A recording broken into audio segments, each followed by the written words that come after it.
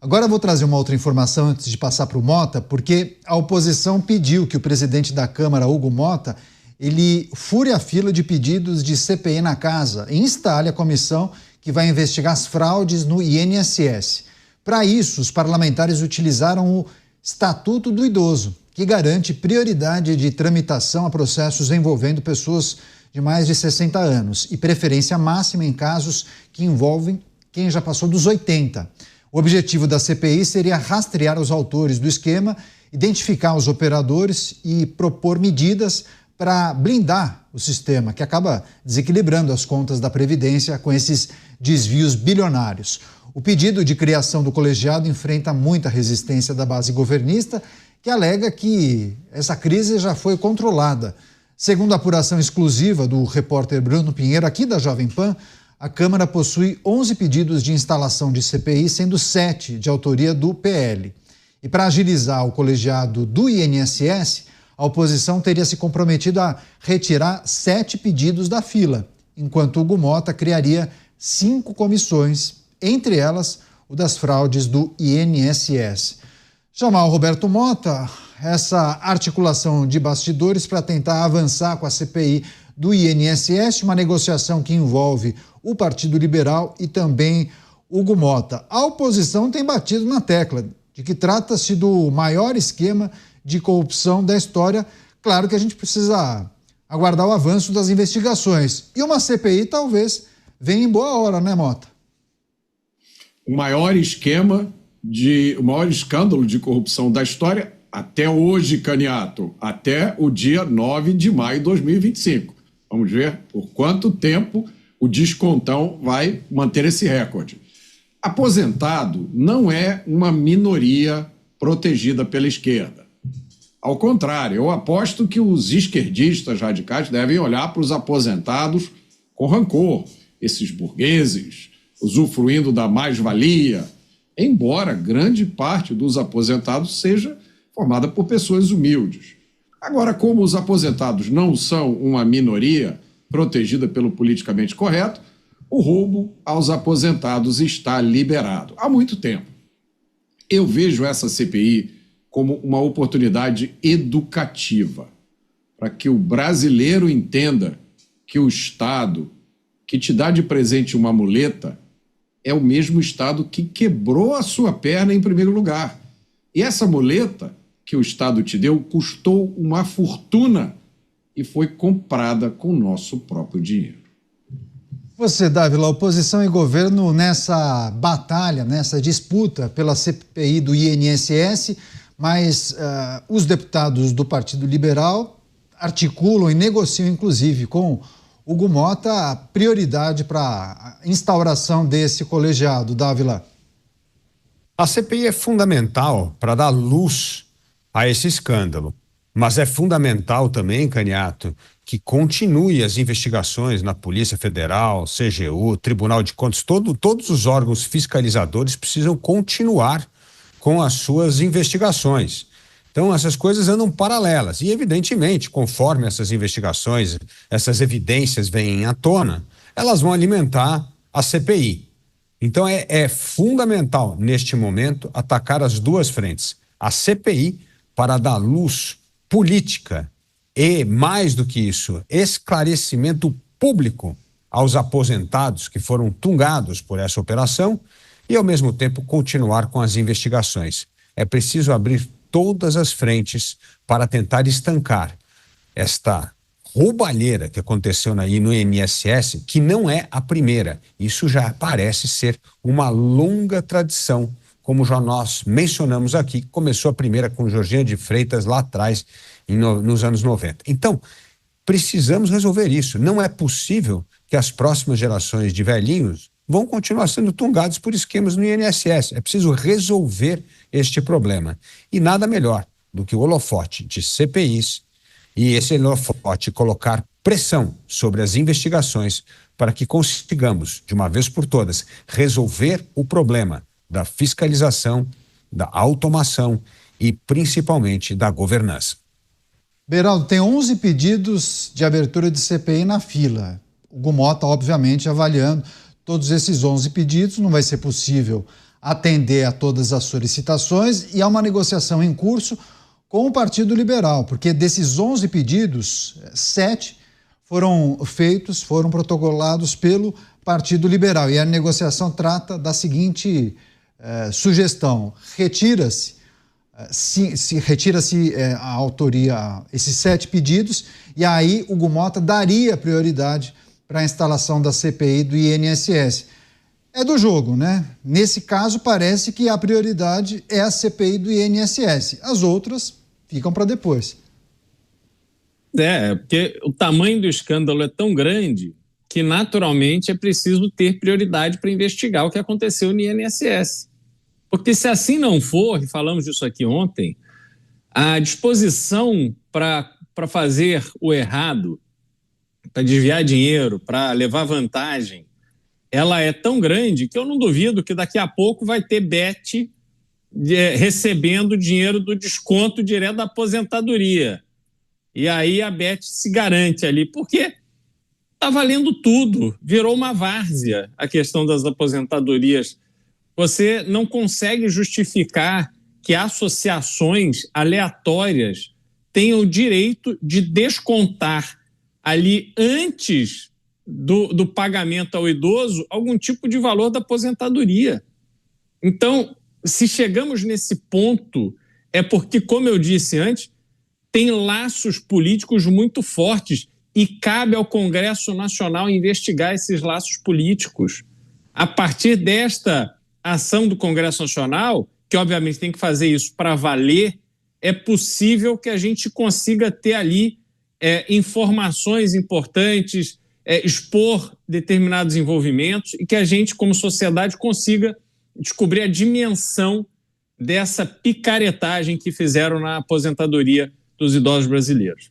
Programa Os Pingos nos Is, recebendo as pessoas que também nos acompanham pelas emissoras de rádio espalhadas por todo o Brasil. A notícia em destaque, que os nossos comentaristas analisam as tratativas entre oposição e presidência da Câmara, Partido Liberal e Hugo Mota, para tentar instaurar a CPI do INSS. Para isso, o PL deveria retirar os pedidos de várias CPIs, de outros temas, né? São 7 que o PL já formalizou, porque Hugo Mota só teria condição de instalar 5. E aí haveria um acordo, né? Dessas 5 CPIs, uma seria, inclusive, do INSS.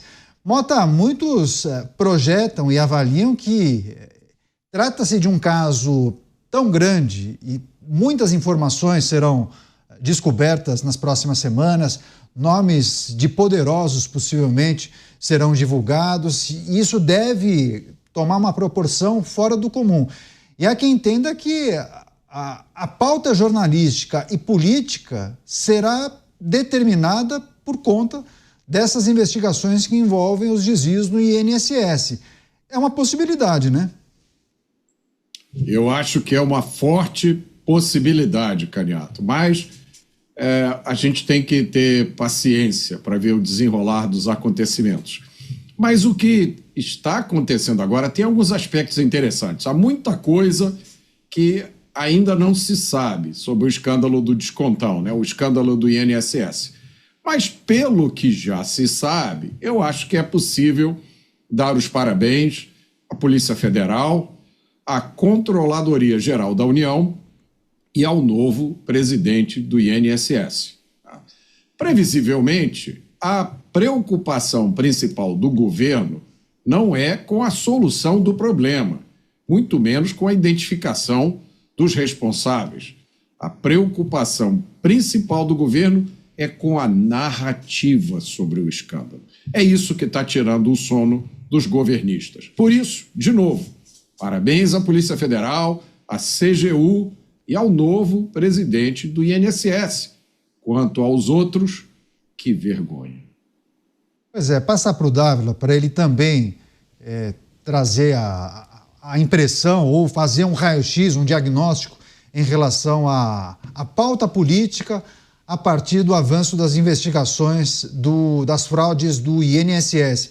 Dávila, muita coisa pode mudar, né? Quando a gente fala que a política é dinâmica, que as coisas mudam rapidamente, assim, Basta um nome de alguém muito importante, alguém com conexões em Brasília, alguém que faz ou fez parte do governo, ser apontado como alguém que teve participação nesse esquema, para o jogo mudar completamente. Então, é preciso que todos fiquem atentos e que aguardem o avanço das investigações, né? É verdade. E é esse o papel da CPI. A CPI vira uma minissérie política que vai desdobrando a cada capítulo, revelando fatos, ligando as pessoas a acontecimentos, e isso, evidentemente, vai virando uma bola de neve e no caso dessas revelações, pode implicar muita gente graúda da política. Agora, o Mota tem razão numa coisa: é preciso aplaudir o trabalho que esses órgãos de fiscalização estão fazendo. Então, por enquanto, estão fazendo sem intromissão do governo. Agora, se começa a cavocar muito, achar muita minhoca nessa terra, Caniato, precisa ver se vão continuar mantendo essas pessoas no cargo, principalmente o presidente do INSS. A causa do desconforto político já é total, porque o governo hoje tem duas posturas. Uma é o silêncio das grandes figuras do governo. E o segundo é o discurso da base governista em busca de culpados. Nenhum está em busca de soluções para um problema que fez estremecer o INSS, a Previdência e o governo.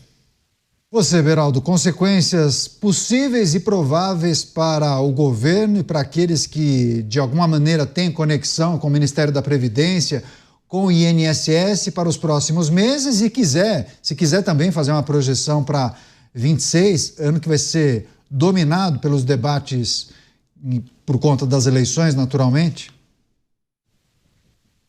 A investigação for feita da maneira que precisa ser feita, se o Congresso agir numa CPI da forma que precisa agir, eu tenho a impressão de que vão descobrir conexões assustadoras de pessoas muito poderosas ligadas ao governo, mas não só essas pessoas em posições de poder independente do governo.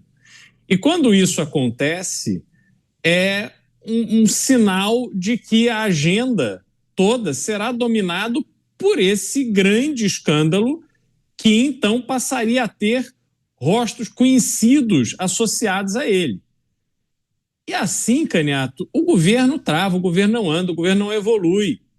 O governo não terá a menor condição de fazer avançar qualquer agenda que, neste momento, também na minha avaliação, eu não acho de todo ruim para o Brasil, porque a gente precisa lembrar que o governo tem tido iniciativas como o Pé de Meia, que não apenas já tem o objetivo de treinar jovens a dependerem de dinheiro do Estado, mas, sobretudo, o problema de que não há dinheiro no orçamento para pagar pelo programa Pé de Meia, e as pedaladas fiscais vão sendo aí ampliadas a todo momento.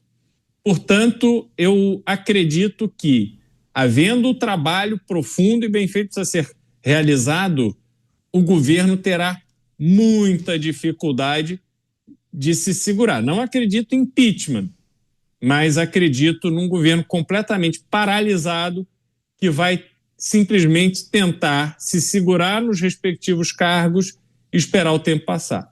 Pois é, até em relação a impedimento, tem parlamentares que defendem, tem outros que dizem, bom, se houver a troca, seriam 6 por meia dúzia, né? Alguma coisa do tipo. Então, na avaliação de alguns estrategistas, seria melhor deixar sangrar, mesmo porque não tem tanto tempo pela frente. Mas você, Mota, se o cenário para o atual governo, olhando para 2026, já era difícil ou muito ruim, sobretudo quando a gente olha a agenda econômica e as questões ligadas à segurança pública, com um escândalo desse, virou um filme de terror, né? Aí você pode chamar o Steven Spielberg para cuidar da comunicação. Dificilmente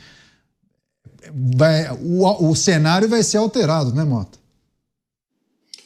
Mas um filme de terror é um lugar onde o vampiro e o lobisomem se sentem em casa, né, Caniato? O filme de terror é ruim pra gente. que está assistindo.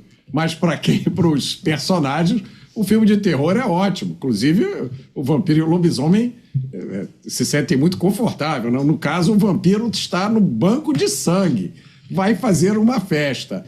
Mas eu achei boa a sua analogia, porque o problema não é ser um filme de terror, o problema é ser um filme de terror que a gente já viu. Então você é forçado a ficar sentado lá na cadeira, você sabe que quando o personagem principal abrir aquela porta, o vampiro vai pular em cima dele. E aí você fica lá da cadeira dizendo, não abre, não abre, não abre. Aí o personagem vai lá e abre a porta e o vampiro pula em cima dele. Então, acho que não tem coisa pior do que você assistir um filme de terror aterrorizante que você já viu. Mas é justamente isso que está acontecendo no Brasil agora. Você, Dávila, claro que eu fico imaginando nas reuniões da cúpula do governo, as sugestões, as tentativas de mitigar os impactos de uma crise detonada a partir de um grande esquema de corrupção e desvios de benefícios de aposentados e pensionistas, enfim. E aí, possivelmente, vão tentar tirar muitas coisas da cartola, né? Coisas que impactam, inclusive, as contas do governo, que não vão muito bem já há bastante tempo, né, Dávila? Ô, Calhato, você lembra de um programa de televisão que chamava Vale Tudo por Dinheiro? Pois é, isso que pode acontecer. Topa tudo por dinheiro. Não era topa tudo por dinheiro? Pode ter um topa tudo por dinheiro em 25. Não subestime os vampiros, como bem disse o Mota. O topa tudo por dinheiro, não esqueça que 13 estados brasileiros têm mais pessoas vivendo de benefícios do governo do que carteira assinada. Então, o topa tudo por dinheiro chega nessa reta final, dane-se a dívida pública, o que vai acontecer? Abre a torneira, como bem lembrou o Beraldo, aumenta a aposentadoria, aumenta o benefício do Bolsa Família, aumenta tudo que é benefício. Isso pode fazer um estrago no jogo eleitoral. Então, eu acho que uma coisa muito importante é, na eleição de vampiros, não subestime aquele que é dono do banco de sangue, que é o dinheiro público, porque ele pode fazer a diferença, sim, na reta final, apesar de tudo o que nós estamos assistindo nesse filme trágico. Pois é, foi o que o Beraldo disse, né? Um tom de ironia, que possivelmente poderíamos ver até uma divulgação, um anúncio para o reajuste extraordinário da aposentadoria, para todos ficarem felizes, né, Cristiano Beraldo? Só que as contas não permitem esse tipo de anúncio, ou permitem? E daí, Caniato, que não permitem? A gente dá o dinheiro agora e depois a gente vê. Afinal de contas, esse é o governo que, antes de assumir, conseguiu acabar com a lei de responsabilidade fiscal. Ser irresponsável do ponto de vista fiscal no Brasil voltou a não dar em nada. Aquele tempo em que houve impeachment em razão disso, das pedaladas fiscais, isso tudo aí já ficou no passado, porque hoje em dia está tudo liberado. E a partir dessa dinâmica, Caniato, você vê que o governo vai tentar tudo que puder, tudo que tiver seu alcance. Ele não vai pensar no amanhã, ele vai pensar no que fazer em 1º de janeiro de 2027, se conseguir a reeleição, né? Eu já ouvi de um político muito tradicional, eleito e reeleito várias vezes, ele diz o seguinte: eleição cara é eleição perdida. Então, para ganhar a eleição, gasta o que tem e o que não tem, que depois dá um jeito de pagar. Essa é a realidade do Brasil. E o governo sabe muito bem disso. Esses que estão no governo são extremamente experientes nesse ambiente.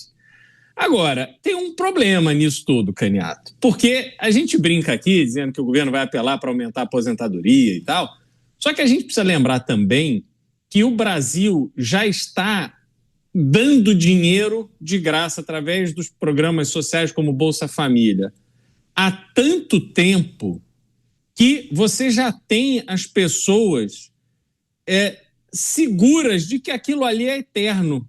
Já há um sentimento de que não importa qual governo que vai entrar, aquele benefício está garantido. A pessoa já não passa mais pela cabeça dela que mudar o governo vai impactar nessa realidade, até porque um presidente, para ser eleito no Brasil, ele tem que jurar de pé junto que ele não vai mexer nisso, ao contrário, que ele vai aumentar vai dar mais benefício, vai ser o pé de meia, a fralda, vai ser tudo que ele puder, ele tem que prometer dar, e aí ele é eleito e depois ele vê o que faz. O Brasil incorporou essa dinâmica. Então, eu acho muito difícil o governo, nessa circunstância, o presidente candidato à reeleição, ele conseguir dominar essa pauta, ser visto como aquele único que realmente vai proteger o interesse do aposentado e daqueles que recebem benefícios do governo. E os maus feitos, eles estão cada vez mais evidenciados. Aquela imagem do café trancado no mercado, simbolizando um aumento gigantesco de preços, inclusive das coisas mais elementares na vida do brasileiro, isso demonstra que o governo não tem como vender uma boa história para a população. E a chance da população, por mais que o governo tenta fazer agrados, a população não acompanhar no voto para a reeleição desse governo, eu acho que é cada vez maior. Pois é, inclusive tem informação que o deputado Ebair de Mello pediu a convocação do novo ministro Volney Queiroz, hein? A gente vai trazer, inclusive, essa informação, vou daqui a pouco pedir a análise dos nossos comentaristas. Agora, só pegando essa reflexão feita pelo Beraldo Mota, porque quando a gente trata disso aqui, sobre possibilidade do governo anunciar programas ou reajuste, alguma coisa para agradar uma parcela da população, para mitigar os danos após a divulgação desse esquema de fraudes, a gente fala aqui não como uma brincadeira, né? Mas em tom de alerta. Naturalmente, a gente faz um alerta aqui para quem nos acompanha. E aí eu te pergunto, você acha que aquela população, aquelas pessoas, aqueles eleitores que não votam em candidatos progressistas, você acha que eles se seduzem com um anúncio como esse? Eles embarcam num coelho retirado da cartola? Você acha que o governo conquista novos eleitores a partir de programas assistencialistas? Ou você acha que não? Porque quem vota no PT vai continuar votando no PT, né, Mota? Você não vai conseguir multiplicar por 2 esses que sempre votaram, né? Caniato, é uma pergunta difícil. Até 2022, eu teria respondido um enfático não à sua pergunta. Agora eu tenho as minhas dúvidas. Tá? Eu realmente tenho as minhas dúvidas. Esse desespero dos políticos para se elegerem e reelegerem, que o Beraldo muito bem lembrou aqui, isso é mais ou menos, né, acontece mais ou menos em todos os países. Porque esse modelo democrático baseado no voto, ele traz esse incentivo. Você, político, só existe se você tiver voto. Esse é o sistema democrático. Nós não podemos criar um sistema como esse e depois demonizar os políticos porque vivem o tempo inteiro pensando em voto e fazem qualquer coisa para se eleger. O economista Neil Ferguson, economista britânico, ele tem um livro fantástico que eu recomendo que todo mundo leia, um livro fininho, chama-se A Grande Degeneração. E ele explica o seguinte: isso está acontecendo em todas as democracias ocidentais. O sujeito é eleito por um mandato de 4 anos. O que ele vai fazer? Gastar o máximo possível, como se não houvesse amanhã. Porque ele não sabe se ele vai conseguir se reeleger, então ele quer fazer o máximo de favores, ele quer conquistar o máximo de apoio e, lógico, tentar se reeleger ou fazer o seu sucessor a qualquer custo. E isso, segundo Neil Ferguson, resulta numa degeneração das finanças. Na maioria dos países, quando você olha, você tem as finanças piorando ao longo do tempo, dívidas crescentes, déficit nos sistemas de previdência. Isso está acontecendo no mundo inteiro. O que nós temos no Brasil é um caso extremo disso, porque você tem, nos outros países, você tem a renovação, né, dos enganadores. Cada hora é um, entra um prometendo coisas diferentes, prometendo um sonho diferente, né? Aqui no Brasil são as mesmas figuras. Há 20, 30, 40 anos, as mesmas figuras com as mesmas promessas. Você vê o discurso desses políticos, é da década de 1980. 1980 não, 1960. É reforma agrária, vamos desapropriar as terras, vamos apoiar os invasores. Então, isso é que é inacreditável aqui no Brasil. Nem na pilantragem há renovação. Pois é, agora, Dávila, tem essa questão que envolve a solicitação do deputado Evair de Mello pedindo a convocação do novo ministro Volney Queiroz, e é bom que a gente relembre a nossa audiência, porque ele participou de uma daquelas reuniões em que a Previdência teria sido alertada sobre os desvios, né, os descontos irregulares nos contra-cheques de aposentados e pensionistas. E a gente pode esperar nas próximas semanas em relação àqueles que estão substituindo figuras estratégicas do governo do INSS, novo ministro da Previdência e também o novo chefe do INSS, porque a situação é tão nebulosa que tem gente que já aponta a possibilidade de saída desses que acabaram de sentar na cadeira, né? É verdade, Scaniato.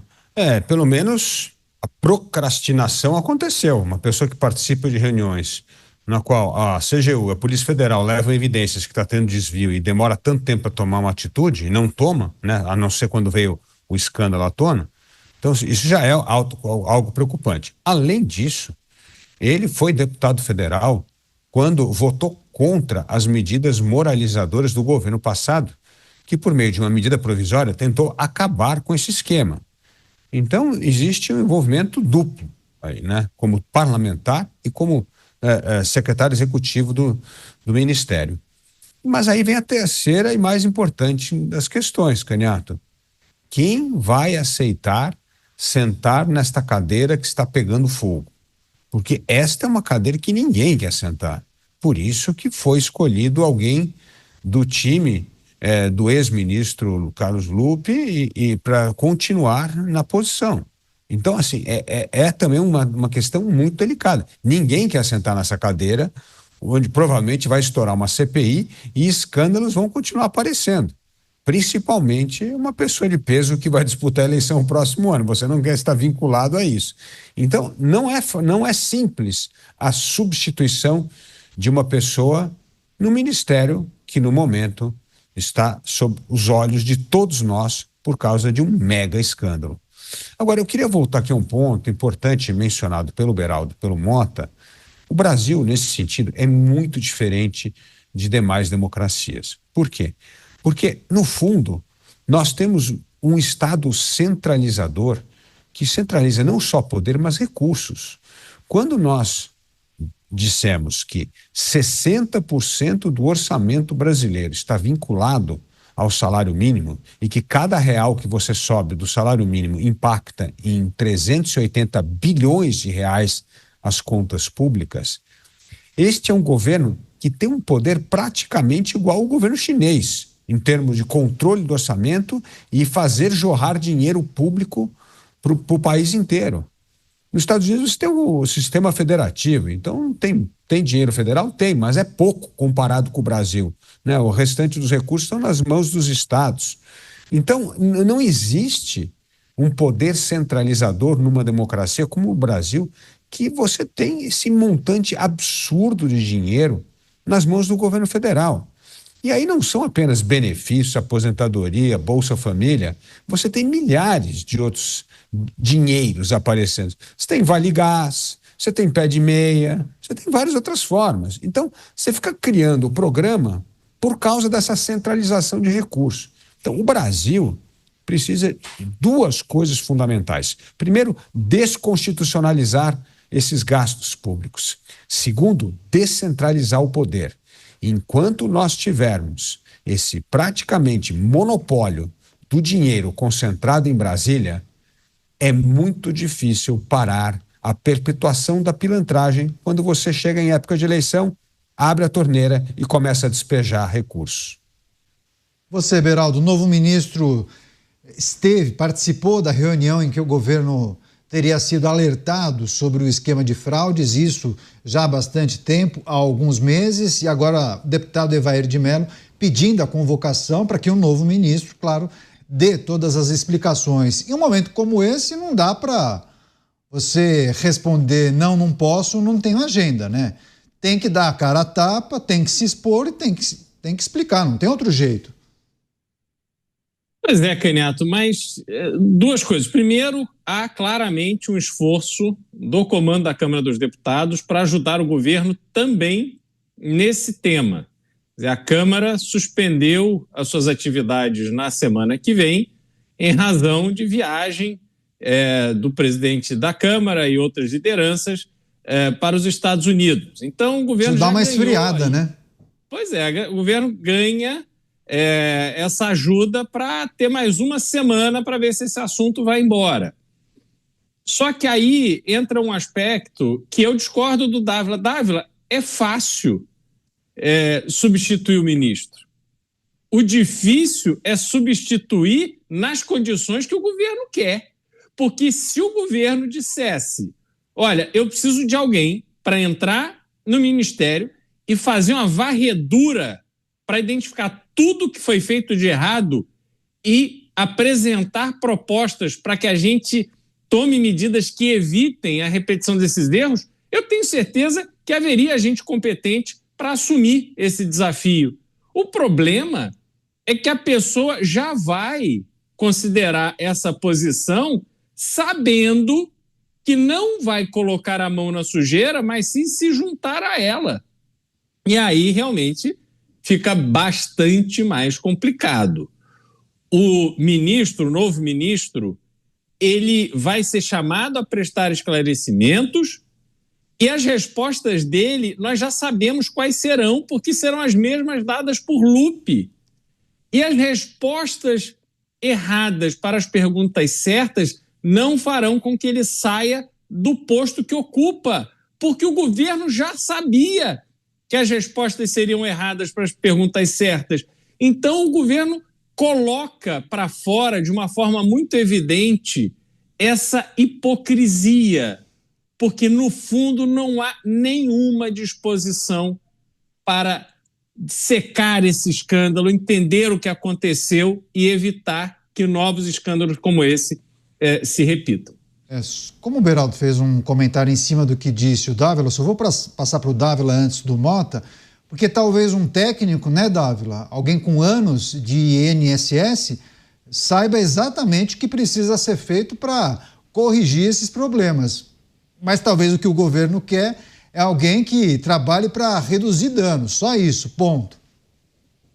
O Beraldo está corretíssimo, é óbvio que tem gente competente para resolver o problema. O problema é que o governo não quer resolver o problema, esse é o ponto. Ele tá coberto de razão. E a minha análise foi feita em cima do governo do dia. E com essa história de tentar fazer esse caça às bruxas e buscar quem é o culpado por não ir para resolver o problema. É óbvio que tem. E voltando àquele bom exemplo da crise do apagão, quando então, naquela época, em 2001, o presidente Fernando Henrique escolheu um dos caras mais competentes para tocar a Câmara, que era o ministro Pedro Parente. Era uma pessoa técnica, que não tinha nenhuma marra política, e foi ele que foi o grande gestor que evitou a crise. Porque se tivesse colocado alguém político para gerir aquela crise em 2001, com a eleição em 2002, ninguém queria, nem mesmo o bom técnico, porque o bom político. Ficou bom político e fala, nossa, isso aqui vai sobrar para mim, vamos dizer que eu apaguei o Brasil. E aí ele, óbvio, não quer disputar a eleição. Aí é a hora de se escolher um técnico. Mas, infelizmente, não é o caso agora. Não queremos uma pessoa lá para resolver os problemas. Nós queremos gente lá para fazer uma narrativa bonitinha, encobertar o problema e continuar tocando a vida e acender vela para que todo mundo esqueça desse escândalo escabroso. Mas, Mota, a bola pingou. A bola pingou na frente do governo. O governo poderia pegar de primeira e fazer um gol. Ó, sai alguém da política, alguém do PDT e coloca ali um técnico que vai identificar todos os problemas, tomar as atitudes para impedir os descontos no dia seguinte. Mas colocaram outra pessoa do PDT, inclusive, o número 2 do ministro Lupe. E aí surgem as informações de que essa figura participou de reuniões em que o governo foi alertado. Foi a pior saída possível, Mota. Canhato, você tem razão. O governo podia ter feito isso. Mas o governo poderia ter 8 ministérios, em vez de 40, não poderia? O governo poderia ter colocado técnicos nos ministérios, ao invés de políticos. Não poderia? O governo poderia ter colocado técnicos na direção das estatais, na direção dos Correios. Não poderia? Claro que poderia. O governo não poderia ter feito tudo diferente desde o começo? Da forma com a qual algumas pessoas diziam que o governo ia fazer, essa vez vai ser diferente. Vocês lembram quantas pessoas falaram isso? Gente importante, gente do mercado financeiro que administra fundos de bilhões. Dessa vez vai ser diferente porque eles aprenderam a lição. É lógico que o governo poderia ter feito tudo diferente, mas o governo optou por fazer da mesma forma que ele sempre fez. A pergunta que a gente precisa fazer é: por que o governo fez essa escolha? Política de redução de danos, Dávila? Não dá para reduzir danos quando você faz as coisas como você fez no passado e tenta obter resultados diferentes. Não foi assim que o Einstein já falava? Olha, se você quer fazer a mesma coisa e esperar resultado diferente, não vai acontecer. É o que esse governo faz. Ele está fazendo a mesma coisa de sempre, esperando resultado diferente. Não vai ter. Vai ter o mesmo resultado do passado. Escândalo atrás de escândalo, manchando a imagem e a reputação do governo. Bom, se o filme se repete, Cristiano Beraldo, o que a gente pode esperar das investigações, futuramente do papel da justiça e das punições àqueles que serão apontados como responsáveis ou que se envolveram nesse mega esquema de desvios, Beraldo? Neto, me parece que haverá comportamentos diferentes ao longo desse processo, tendo em vista que é algo que, uma vez levado a sério, envolve diferentes órgãos da administração pública. Então, a Polícia Federal até aqui tem mostrado bastante independência, disposição para investigar, e não tenho dúvidas de que está sofrendo lá as pressões internas de sempre, mas tem muita gente qualificada que não cede à pressão, faz o trabalho de forma implacável, honrando o juramento que fez quando tomou posse na Polícia Federal. No Judiciário, diante de tudo que nós estamos vendo, a gente sabe que há uma preguiça enorme de criar constrangimentos para o governo. Então, hoje vivemos o tempo em que o Brasil tem dois pesos e duas medidas para tudo que diz respeito no judiciário e o governo, enfim. E isso é muito prejudicial, porque a gente perde aquele ímpeto da certeza de que, uma vez flagrado com a boca na botija, vai ser punido, porque depende de quem foi flagrado, depende de quem está produzindo o escândalo da hora. Isso é desanimador. Então, o que a gente, pelo menos, como cidadãos, sabendo que a nossa única arma é o voto, o que a gente espera é que, pelo menos, a sociedade se conscientize das coisas que estão acontecendo e que, no ano que vem, votem de forma mais consciente, que usem um evento como esse, um escândalo como esse, para avaliar os seus parlamentares, os seus eleitos, como cada um se comportou, qual ação cada um tomou, e assim, quem sabe, teremos melhores representantes a partir de 2027. Pois é, sempre importante a gente reforçar para as pessoas que nos acompanham, principalmente, claro, aposentados e pensionistas, para que façam, né, a lição de casa e observem, né, façam um rápido estudo sobre os seus contra-cheques para identificar se houve algum tipo de desconto ilegal, irregular, porque, segundo as informações divulgadas, inclusive, pelo INSS, pelo aplicativo Meu INSS, a partir da semana que vem, dia 13, haverá a possibilidade das pessoas, inclusive, terem informações a respeito do ressarcimento. Isso parece que vai ser feito de maneira escalonada, mas a gente vai trazer todas as informações já na próxima semana em relação a esse processo também de ressarcimento. Mas é claro que também o governo está atrás do dinheiro para pagar todo mundo, né? Não vai ser de uma vez só, e a gente vai trazer as informações.